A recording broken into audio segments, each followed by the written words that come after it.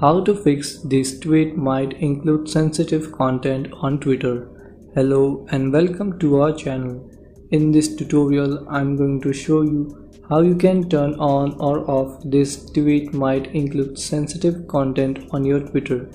So please watch till the end to properly understand the tutorial.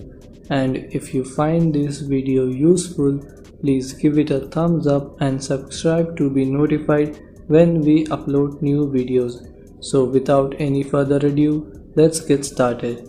Open your Twitter app.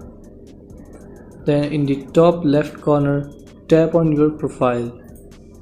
Then scroll down and tap on Settings and Privacy. Then tap on Privacy and Safety. Then tap on Content You See. Here you will get the option to display media that may contain sensitive content. If you want to display, turn it on. If you don't want, turn it off. Then tap on Search Settings. Here you can also hide sensitive content or turn it on. So this is how you can turn on or off sensitive content on your Twitter app. Thanks for watching.